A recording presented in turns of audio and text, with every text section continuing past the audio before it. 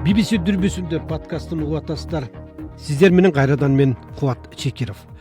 Кыргызстанда президент Садыр Жапаров элди курултайда мамлекеттик туун өзгөртүү анын өзүнүн демилгеси экенин билдирип, ага өзүнүн жүйөлөрүн айткандан кийин желектеги күн нуру менен катар боз үйдүн чаңгарагы жөнүндө дагы талаш талкуу күчөдү.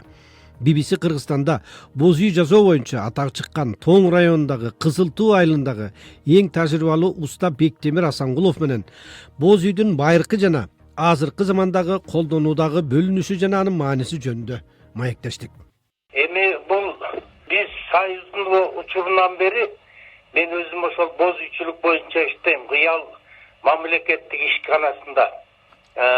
Союз тараганча иштедим, андан мурун иштегем. Биз плановый 85 баш боз үйдү айына 5тен чыгарчубуз. Бул эң мындай өтүмдүү боз үй деп эсептелет да. Андан кийин Союз тарагандан кийин колхоз совхоздор жоюлганына байланыштуу частный секторлор.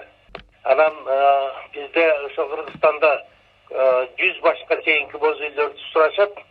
Былтыр 22-жылы Австралияга диаметри 15 метр болгон 155 баш боз үй даярдаганбыз. Бирок анын тигилиши өтө татаал.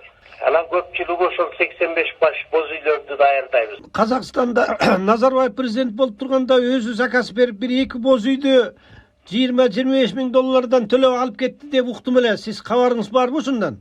Кабарым бар, ошонун бирөөнү менден алган. Назарбаевдин немеси азыр каргоз деп атпайбыз, жана Кытайдан келген товарларды кабыл алган жерге.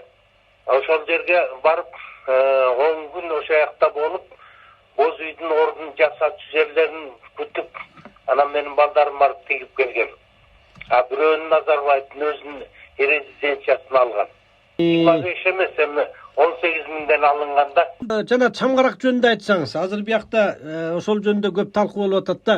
Чамгарак өзү көп учурда биз 3 болуп жүргөнүн көрүп жүрөбүз, анан 4, 5, 6, 7ге чейин да кетет дейт экенде, кайсы учурларда бул чамгарак өзгөрөт? Чамгарак боз үйдүн чоң кичинесине жараша өзгөрөт. Мисалы, жанакы 100 баш, 120, 130 баш болгондо, ал чамгарактын үстүнөн түндүк жабуу келет да. Ошол түндүк жабуу шалпайып жерге түшүп калбас үчүн чамгаракты көбүрөөк кылууга туура келет. Көпчүлүгү баягы кичинекей боз үйлөргө 3төн чамгарак салынчу.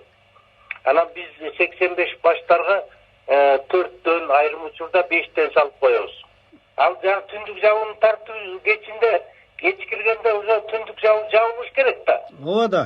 Мына ошол учурда түндүк жабуунун жанакы чамгарактын 4 чамгарактан 5 чамгарактан салынып атпайбы, ошонун ачык калган жери түндүк жабуу ылдый шалпайып түшүп кетпеш үчүн. Чамгарактын мааниси барбы? Мисалы үчүн тиги жамандык жакшылыкка боз үй тигет эмеспизби биз? Чамгарактын ошондой мааниси барбы ошол жерде? Чамгарактын 3төн же 5тен болушу? Эми мен ошону укпаптырмын, кечээ күнү телевизордон ажообуздун сүйлөгөнүн угуп, ошол илгери жамандыкка 3 чамгарактуу боз үй тигилет дегенин мен биринчи угушум.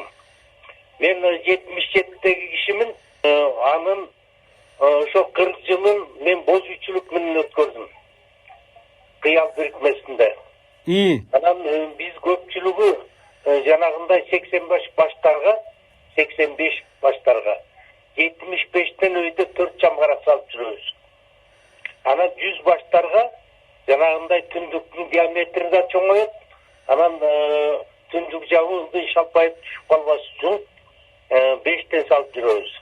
Чамгарак жамандык жакшылыкка деп арналбайт. Деги эле боз үйдүн өзү жамандык жакшылыкка деп атай эметилбейт да. Кыргыздар боз үйдү жалаң эле жакшылык үчүн жасаса керек. Ооба, жакшылык үчүн арнап көтөрүшкөн илгери.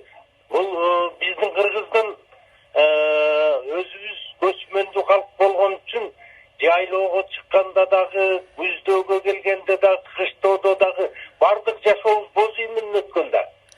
Анан жамандык болгондо эмне сөзсүз эле чамгаракты боз үй издеп ошону алып келип тигишкен эмес да. Ар кимдин колунда бар боз үйлөрдү жамандыкта ошол өлүктү ошонун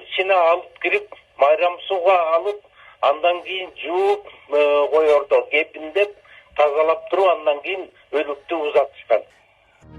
Бул BBC дүрбөсүндө подкасты болду. Биз Кыргызстанда боз үй жазуу боюнча атагы чыккан Тоң районундагы Кызыл Туу айылындагы эң тажрыйбалуу уста Бектемир Асангулов менен маектештик.